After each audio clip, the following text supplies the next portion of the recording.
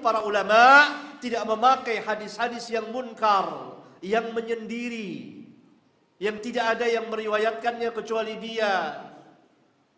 Seperti hadis tentang puasa Ramadan dibagi tiga, awwaluhu rahmah, wa awsatuhu maghfirah, wa akhiruhu itqun minan nar. Ini hadis munkar.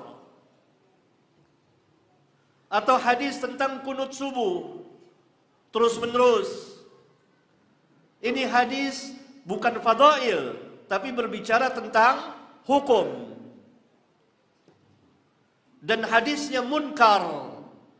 Bukan hanya dhaif tapi munkar karena menyindiri seorang rawi yang namanya Abu Ja'far Ar-Razi, namanya Isa bin Abi Isa. Dia ini rawi yang baik agamanya, tapi dalam ilmu hadis tidak cukup baik agama, harus punya ilmu, harus kuat hafalannya. Dia ini buruk hafalannya.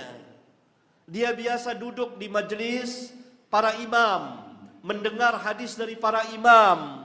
Tetapi ketika dia menyampaikan, karena dia buruk hafalannya dan sering ragu-ragu, jadi salah.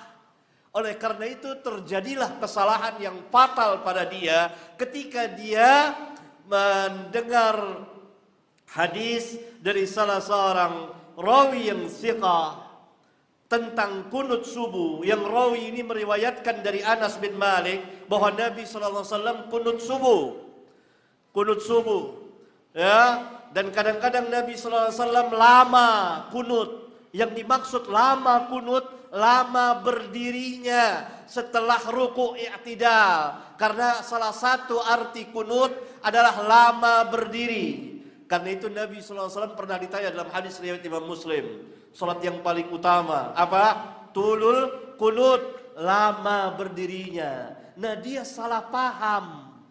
Dia sangka lama berdiri terus menerus kunut.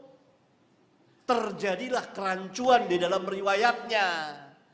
Karena itu nggak ada yang meriwayatkan hadis kunut subuh terus menerus kecuali dari jalan dia. Karena dikatakan munkar. Dia meriwayatkan dari rawi-rawi thiqah apa yang sebenarnya bukan dari hadis mereka. Karena hafalannya buruk, sering salah, sering ragu-ragu. Dia orang baik. Tapi dalam ilmu hadis tidak cukup jadi orang baik bisa diterima riwayatnya. Harus punya ilmu. Nah, dia telah tersalah menerima hadis tentang kunut dari seorang rawi thiqah yang dapat dari Anas bin Malik. Sehingga dia mengatakan bahwa Nabi SAW, mazala Rasulullah SAW yaqnutu fil fajri hatta faraqad dunya. Nabi SAW selalu kunut subuh terus menerus sampai berpisah dari dunia. Ini bagian yang dia tersalah, keliru dalam menyampaikan. Maka hadisnya munkar karena hanya keluar dari jalur dia. Dia duduk di majelis, memang dia duduk di majelis para imam, tapi dia buruk hafalannya. Dia dengar hadis dari para imam yang menyampaikan, yang menerima hadis dari sahabat. Lalu ketika dia menyampaikan karena dia buruk hafalannya, salah.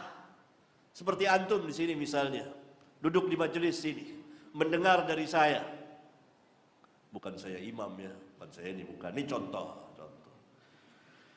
Keluar, antum buruk hafalannya, tidak mencatat, tidak kuat hafalannya, catat.